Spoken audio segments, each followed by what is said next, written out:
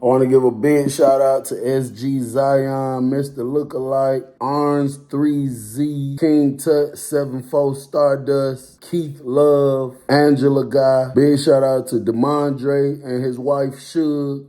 Big shout out to Quails Reacts, Joseph Cook, Devontae Martin, Darian and his girlfriend Aliyah. Big shout out to B-Nun from the 203, Jaquan Beck, Trey Mosby, That Drill, Willie E34, Kevin Lotharp, LOH, Lil Kenny, Shishi, Mon Kazi, Fly Street Crew, Fari the Goat, The Mask, JB Great, Bump Stop, Roll Tide, Educated Ignorance, Will said it's a dub. Rhino, John Fluin, Ugly Boy Trey, The Feezy, Samuel Ferguson, Tanisha Davis, Miss Kiva Tanisha, and King Droopy. Big shout out to y'all.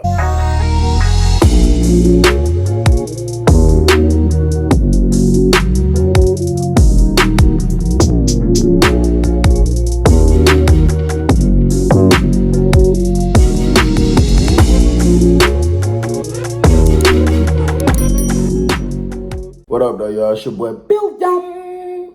So I'm in an open dorm one time, and I think I was at Johnson State Prison. I'm in an open dorm. I got my tent covered up. What that means is I took sheets or blanket, and I tied a string real tight around my whole bunk. At this time, I was on the bottom bunk, and I dropped the sheet over all sides. So you can't see what I'm doing on the bottom bunk. It just looked like sheets and blankets covering me up.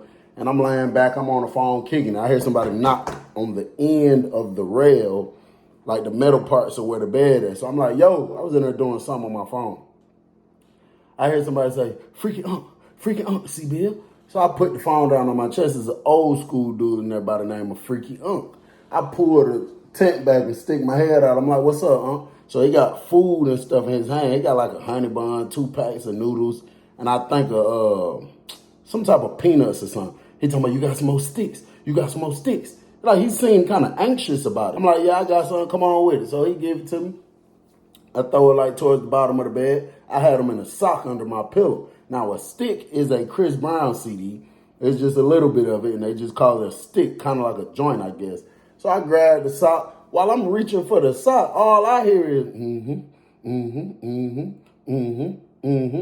So I pull the thing back and look. He's standing up over me, but he's looking this way. That way is the booth. He's staring like towards the booth through several glasses, and he's saying, He got his hand in his pocket. He kind of like fidgeting, moving around. And I finally get it, and I grab him. I'm getting ready to hand it to him. I hear him say, I'm finna tear your little young ass up. I'm finna tear your little young ass up. So I passed to him, like, bro. So he like, all right, he turned around and walk off. Now, Freaky Unc he's an old man, bro. Gray hair, head full of gray hair. He ain't got no facial hair. Kind of skinny, dark skin. His skin is like very like saggy almost. That's on his face, his arms. It's like it's everywhere. I don't know, you know what I'm saying? Maybe just age. And they call him Freaky Unc because all he do is squeeze on the officers. That's all he do. That's all he talks about. Now, you know, he come buy stuff or whatever, but I'm talking about for the most part, everything come out this man's mouth is going to be something on the lines of something got to do with something like that, like every single thing. You know what I'm saying? And sometimes it can come off as funny, but sometimes it's just annoying, bro. Like, damn, folks, that's all you think about? And, bro, that's another reason this type of stuff should encourage y'all to just do the right thing and stay out of prison, bro. You don't want to be a young man and you make a stupid mistake out here. Now you in prison. And the only thing you thinking about all day is jacking off on an officer that's fully clothed and a far distance away from you, but your mind is so thrown off because, I mean, you in prison. You ain't got no real female. Like, bro, don't nobody want to go through that. That's why I encourage y'all to do the right thing, stay out of trouble, stop getting in trouble, no excuses, bro. So he walks off, he gone about his business. So I'm still laying there, I'm under the bed, doing whatever I'm doing or whatever the case. So throughout the day, you hear people saying, 12 coming to the door. So, you know, I keep jumping up, snatching the tent out because you're not supposed to have a tent up. Because the cameras that's in the dorm, they can't see through the tent. You know what I'm saying? They're not going to be able to see what's going on. They need to see, because sometimes people done got beat up. Some people done got took out the game, and people will set up a tent and block off the camera. So if the officer come in, you need to be pulling your sheets back or throwing your sheets up on the top or whatever, so they won't see it. I mean, so they'll see through and they won't give you no issue. So whenever they go to making a scene, talking about some 12 on the floor, 12 coming in, whatever, I'm always jumping up, looking, see what they doing. I might go back to doing me. But my homeboy texts me, it's four dorms in the building. I'm in the one, when you come in, the second one to the left. You got this one, then that one. I'm in that one, but there's two more on this side. My homeboy from this side texts me, asking me about some Al Green. I told him, yeah, I got it. He told me try to meet him in the hallway. I throw my headphones on, got that Duff going in. I grab the Al Green CDs. I come walking out the tent, walk through this first door, which is like the day room area where they got benches and the TV and stuff. And I'm walking, I'm kind of like looking down almost, I'm looking up enough to see everything in front of me, but not super far in front of me. As I get closer to the door, I notice some feet down there at the kiosk. Now, the way the kiosk machine is set up is the dorm is this way. It's blocking off this way. It got a piece of metal coming this way and a piece of metal coming that way. So if you want to go in it, you walk around and sit down and use the kiosk. The kiosk is where you email your family, send them letters, listen to music, buy music, stuff like that. But the way the feet was turned, it wasn't straight like somebody was focused on the kiosk. It was turned this way. And the only thing that you could see from facing this way on the kiosk is the booth where the officer is sitting at. You know what I'm saying? Now, most of the time, the officer, like when they sitting in here and focused on doing their work, their back is to you, so you can't see. But they got a table outside the actual booth in the hallway that they sit down at sometimes and do paperwork, and then you can see them good like that. So when I seen the feet facing this way, I stopped real quick. Then I looked over, I see like 2-3 other dudes just lined up on this wall. I know all of these dudes are mad jackers. They're not doing nothing, though. They just sitting here, I guess, waiting on whoever this is at the kiosk to move away from the kiosk so then they could go get in line over here.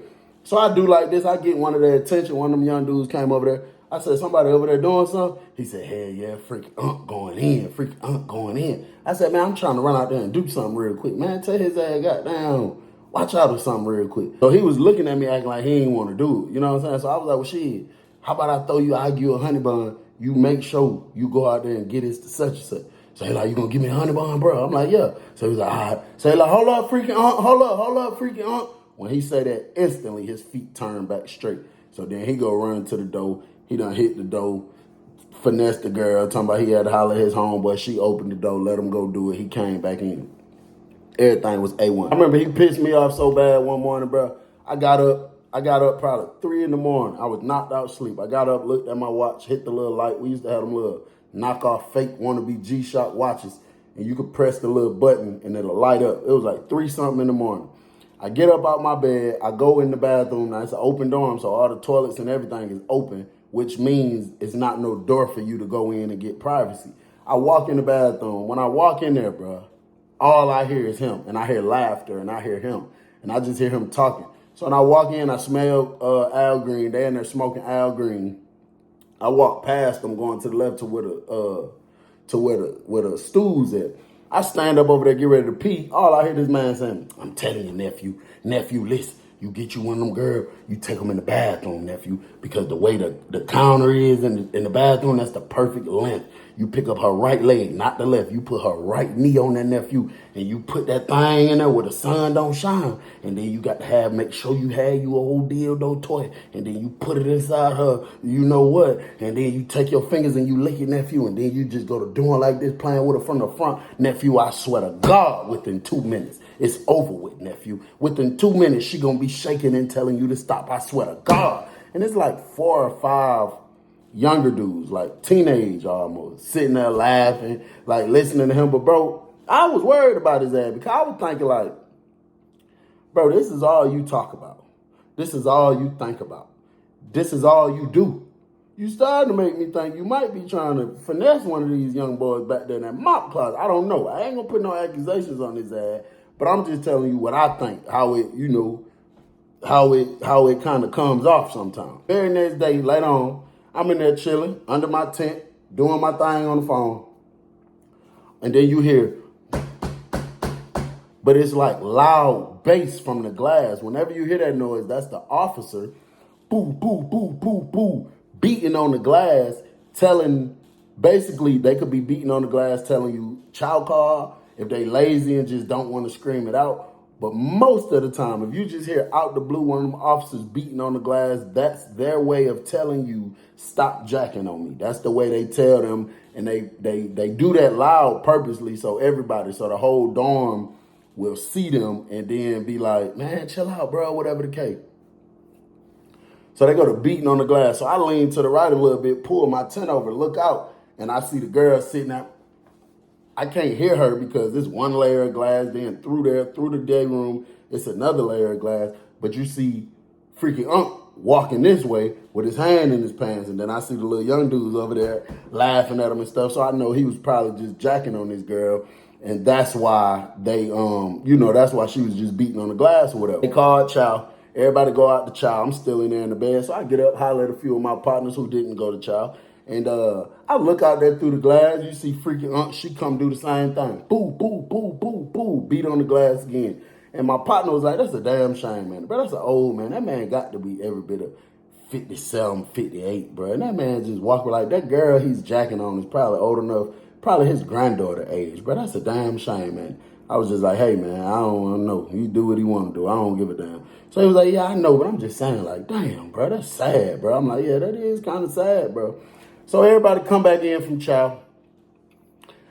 I get back in my tent. I'm looking at the time. It's like 5:30 p.m. The shift getting ready to change. Now, this is what I'm going to tell you about the jackers. Whenever the shift get ready to change, that's when they go the stupidest. That's when they go the hardest because they feel like you getting ready to leave and go home. They get off at 6 p.m. and the other shift come on. So like an hour, 30 minutes to an hour when the officer getting ready to go off, that's when the mad men will go bonkers. They don't give a damn. They'll go as hard as they want. They'll be in her face with it because they feel like she don't want to stay there and sit and write up paperwork. She want to leave and go home. So, bro, it's like 30 minutes before 6 o'clock. Next thing you know, I hear a bunch of noise, people laughing and stuff like that. So I hurry up, pull the tent over like this. I see everybody laughing and looking at the door, but freaking Unc running this way and come bust through the door or whatever. He run over there. Then I see the girl come open the thing, and she's walking in here real fast. So I hurry up, grab my phone, snatch the charger out the wall. It's a dude that slept in the bunk right next to me, and he was my put-up man. I used to give him 2 hours on the phone every single day, and his job is to hide the phone in situations like this. So I hurry up, I threw him the phone. He got up, went and did whatever he did with it. And then the girl came through the day room, so I got up, pulled the tent up. She came inside the actual dormitory part. She said, you nasty old fuck. You better stop doing that. Pull your wrinkly old soggy ass out on me. I don't want to see that shit. You nasty bastard. Old man doing that shit. You need to be focused on trying to get out of jail. You nasty mother. Now, where freaking Unc bed was at, mine was right here. So in order for me to get the freaking Unc bed, I would have to bust a right to come out my cut, then bust a left, and then right there is some bunk beds right there. This man is lying in the bed under the cover like he's knocked out sleep. Like the girl didn't just see his face, like she ain't been seeing his face all day every time she worked with her. So she went over there, she snatched the blanket back. She said, don't be trying to act like you in sleep. You nasty old mother. You probably a faggot. I hope somebody put some in your booty. You nasty mother. Like she was just blowed, bro. She was blowed, bro. I'm talking about she was blowed. Freaking Aunt jump up, acting like he sleep. Talking about, girl, what the hell is you talking about? His mouth be moving all the time. What the hell is you talking about? Ain't nobody jacking off on you. She said, you lying, you nasty mother. I seen you. I just was looking at you. You gonna come here and try to act like you sleep. So he like, man, go on the hell on. Go on the hell on now. Go on the hell on. Go on the hell on now. Everybody just busts out laughing. Everybody think it's so funny. She turns around, getting ready to walk out. She said, you nasty bastard. Turns around and say, that's why you got bumps on your dick. How the f you gonna pull out a bumpy on me? Who the want to see that? Even if I did want to see it, even if I did want to let you jack, I don't want to look at no fucking Star Crunch. You got bumps all over your, how the you gonna pull that out on me? Bumps going all the way down to your ball sack. So everybody is in the dorm screaming, laughing. So freaking Aunt done jumped up, told me, you got me fucked up. Don't be lying on me now. You got me fucked up now. So she like, you a mother lie. You a mother lie. You got bumps all on your, that's everywhere. She's just going in. So she eventually walk off. Freaking Unc come knocking on my little rail probably about 10 minutes later. I stick my head out the curtain. He like, man, let me get a stick, nephew. Let me get a stick. He just staring at, the glass with a girl at. So I gave him a stick. He gave me the food. He went on about his business. Probably about an hour later, I get up. I got to go take a piss. I walk towards the bathroom. When I walk in there, it was some more dudes in there. You know what I'm saying? While I'm sitting here pissing, freaking Unc sitting over there by where the mirror is at, smoking a stick or whatever. So while I'm pissing, somebody walk in and look up at freaking Unc and say, "What's up, BD?" And then went to walking off. So freaking Unc ain't say nothing. So dude went over to the end stall like he getting ready to take a piss. And while he's pissing, he said, BD, let me hit that stick with you, BD. Say, hey, BD. So freaking Unc was ignoring him or whatever. So one of his partners came in. He started laughing. He said, what the hell you called him, bro? And he said, BD. And he just started screaming laughing. So freaking Unc said, who y'all talking to? Who y'all talking about? Who y'all talking to? Who named BD? So dude was like, come on, freaking Unc. You know that's your name. While he's sitting here pissing, talking to him. He finished. I finished. I go wash my hands. I'm getting ready to walk out. He say, who the BD? What BD supposed to stand for? And he said, Bumpy Dick. And when he said that, everybody just bust out laughing, whatever. Freaking Unc stuck his hand in his pocket. He said, nephew, don't disrespect me like that, nephew. He said, what, you clutching? He said, I'm just letting you know, don't disrespect me like that. Don't disrespect me nothing like that, nephew. And dude was like, shit, what's up? What you trying to do? And freaking Unc charged him. Watch part 2 to see what happened next.